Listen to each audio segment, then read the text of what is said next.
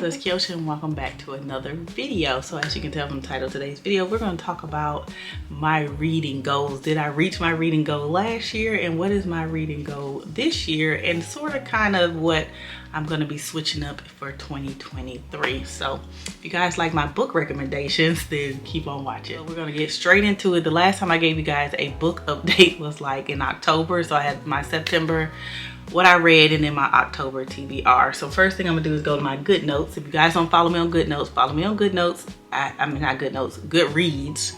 I'm used to my digital planning. If you guys don't follow me on Goodreads, I will link it down below. You will get real time what I'm reading, where I am, and all that kind of stuff. So you want to keep up with all that, make sure you follow me on Goodreads. So in October, I read a book called Awake by Natasha Preston, and I'll put like the little things here.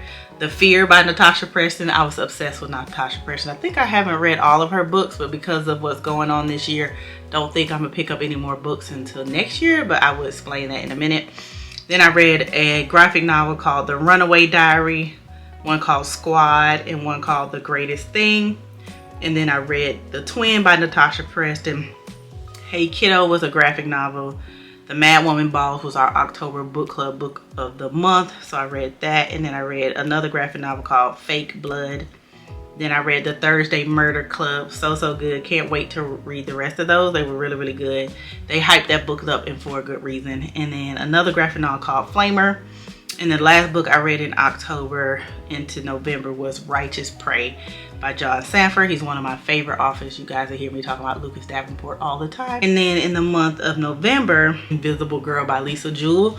I don't have any more books that I listed in November, so really much two, probably Righteous Prey and Invisible Girl. And then in December, I read All Your Perfects. I got into Colleen Hoover, thank you to my friend Alicia. So I read All Your Perfects, November 9th, and Confessed. And when I say I am obsessed, Colleen Hoover be having you toe up, y'all. I am late to the bandwagon of Colleen Hoover, but I really enjoyed her books. And then the last book I read of the year was What the Fireflies Knew, which was a book that Alicia let me borrow as well. So those are the books that I finished off the year of 2022 with. I did reach my goal. I actually surpassed it. I read 60 books, so 8 more books that I should have in 2022, and I'm super excited about that. So let's get into what I'm currently reading for the month of January of 2023. So I'm only gonna read 2 books this month. I figured I can't read any more books. I'm not gonna be getting any more books. I'm really swamped at work and I have a lot going on, so I'm just going to be realistic with my reading. So for the month of January, I'll be reading the book called The Winner by Frederick Backman, which is the 3rd book in the Bear Town series. You guys have already seen I read Bear Town, and then They're Not Like Us or something. I think it's the 2nd book, and then this is the 3rd book. It's a chunker. Now this is the large print and it's 800 and some pages, so I hate to see what the regular print is. And I'm about 30% in. I'm on page 305 of 800. And so this is one of the books I read in January. And the next book I read is called Bring Me Back, which is our book club book read of the month. And I'll read the synopsis for this one.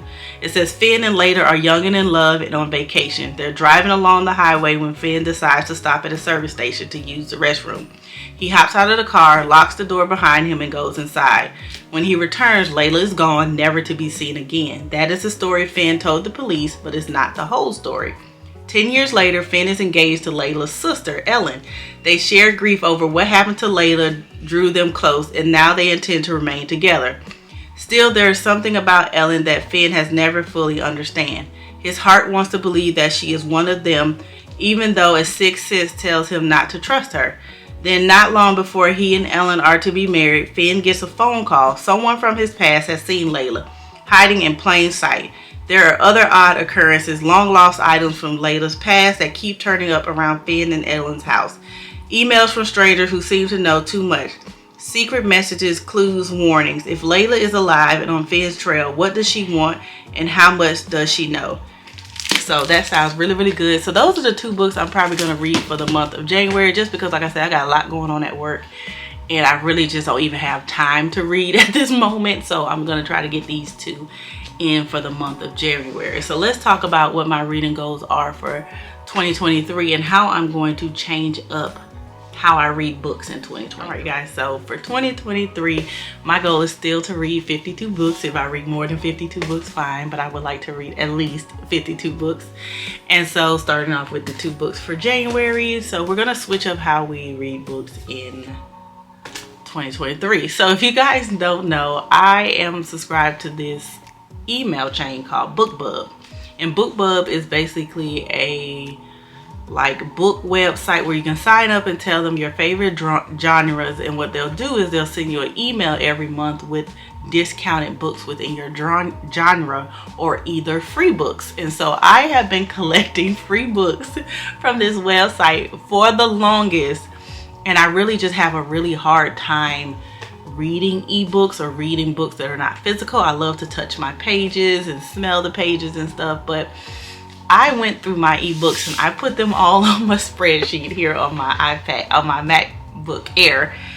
And I am currently up to 150 books. And that is not all the books that I have on my Kindle or on my Apple Books. So I said this year I wanted to be more intentional. Now, you guys know I don't buy books, so it's not like I'm wasting money on books because I don't buy books. I most likely get them from the library or borrow them from a friend. But I do feel some type of way about collecting all these free ebooks and not actually reading them. That just defeats the purpose, right? Right. So what I said I was gonna do is that every month I am going to do a random number generator, and I am going to read 2 to 3 books off of this list until the end of the year. So I'm not allowed to go to the library and get any books unless it's my book club book or a author that I have read before who I am continuing their series. So like John Sanford, the Alex Cross series, the Beartown, Frederick Backman series. Like, I am not allowed to go and get anything unless it's a brand new book. So I'm not going to be taking any book recommendations or anything like that because I have to read these books. Now, what kind of person would I be who would collect 150 free books and not even try to even read not one? So I was feeling some type of way. So I was talking to my friend and I was like, you know what, next year I am going to read these books. I'm going to make myself read these books. I cannot go to the library and get anything unless it's a book club book or a truly anticipated book that I have wanted to read for the longest, that is on my anticipated book list. And I will let you guys know that in the next video when I kind of show you guys the spreadsheet and stuff. I'm still getting it together and trying to figure out how we're going to record these videos. So we will have like a physical book, which will be the book club book, and maybe another physical book. I'm not allowed to read more than 2 physical books in a month, okay? And the rest of them have to be digital off of this list that I already have on my computer. Now, the bad thing about it is they send me an email every single day, and so it keeps growing and growing and growing. But a lot of these are series, and I only get the free books. I have not bought a book yet, so I have 150 books that I got for free that I did not pay for, that I have not read, that I've been collecting since probably 2021, I think. So, and maybe some even before then. So that is what my goal is for 2023, to get my digital book list down as far as possible and read as many digital books as I can, because like I said, it's not fair to the people sending me the email, the authors who want to get their books out there, for me to collect these books and not actually read them. And they all have great, I only downloaded free books that I was interested. If it was free and I knew I wasn't going to read it, it didn't interest me, it wasn't a subject I was interested in, I didn't download the book. So these are all books that I read the synopsis and I thought it was really, really good, and I thought I would really enjoy it. So hopefully I enjoy every last book. And so the thing about this is, some of the books are series, some of them are the last in the series, the middle of the series. You don't get to pick what book is free. So depending on, you know, what I pull or whatever, we may alter, but we will talk about that in the February book video, which will be the January wrap up in the February TBR. So yeah, that is what I'm reading in January. That's my reading goals for 2023. Let me know down below, what are you guys' reading goals for 2023? Did you meet your reading goals for 2022? And are you excited to start another year of reading like me? So I will see you guys in the next video. Deuces.